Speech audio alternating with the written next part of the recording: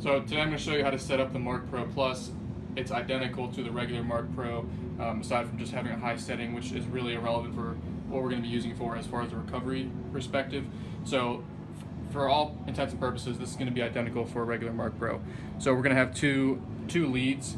You're going to have a gray lead and a black lead. All we're going to do is first attach it to the electrodes.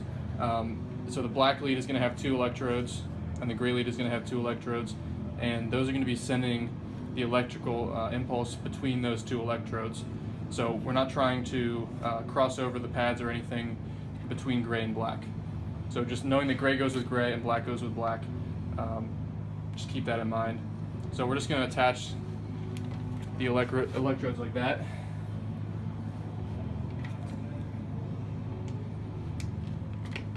Make sure they're securely attached. Okay, again, remember that black goes with black, gray goes with gray. So we're going to first place the 2 black electrodes.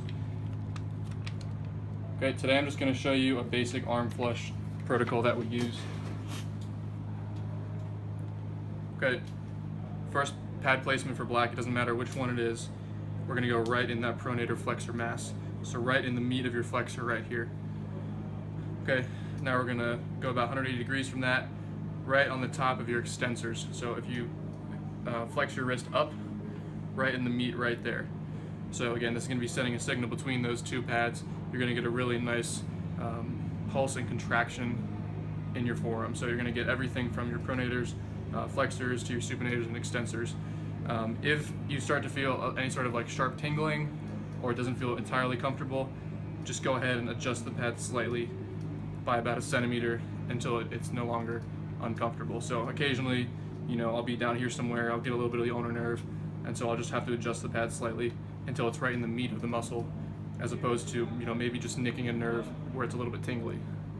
Okay, that's the first pad placement. Okay, gray goes with gray.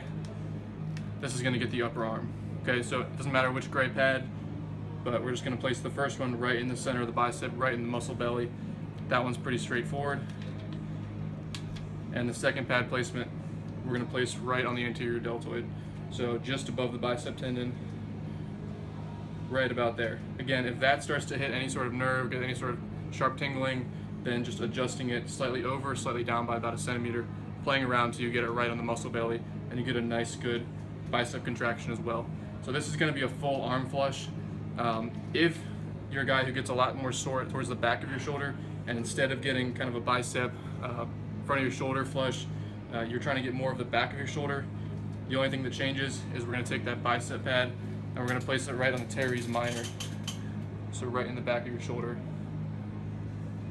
Just directly through the shoulder towards the back. So that's going to be a good spot if you're a guy who gets really sore in the posterior shoulder. But for most guys, this is going to be your basic Marc Pro setup for an arm flush.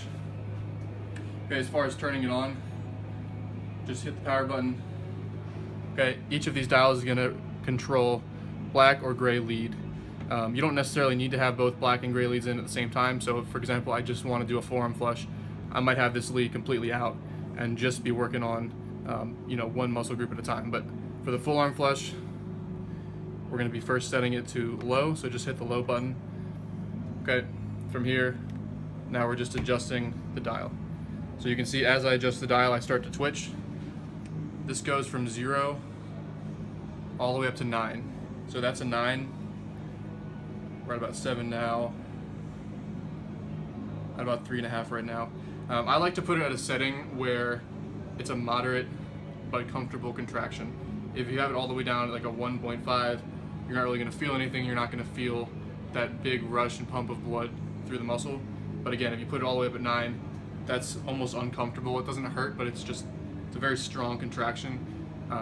So I like to be somewhere in that 4 to 6 range for the most part. That's going to vary based on the individual.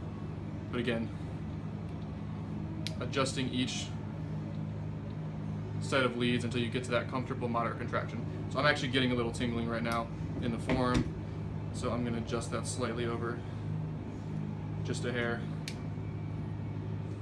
I'm still getting that tingling. I'm going to adjust it slightly again. and that feels pretty good. So I'm going to keep that at about 5, keep the bicep around 4, 4.5. For me, that's a comfortable amount. That might vary a little bit given the day. So experiment with it, but it should be a nice, comfortable, moderate contraction. And the best way I like to describe it to guys is it's kind of like a localized heartbeat. You're really getting a strong contraction and then a complete relaxation of the muscle. So it's actually pumping blood in and then giving time for the blood to then flow back out, pump back in. So it's not just a constant buzzing like most stim units have. And that's what the high setting here is. The high setting is actually for pain modulation. So whereas the low setting is 2 contractions per second, the high setting is actually, I believe it's 70 contractions per second, which feels like a constant buzz. So it's not actually giving the muscle time to fully contract and fully relax and get that recovery, blood pumping, localized heartbeat effect. It's more for pain modulation, and that's where most people view stim machines as, because most stim machines are that very high frequency number of contractions per second. So for most guys, keeping it on the low setting is going to be your best bet for recovery. And then if you're a guy who's coming back from surgery, or you have some other special scenario where pain modulation is the goal, then the high setting may be more indicated for you.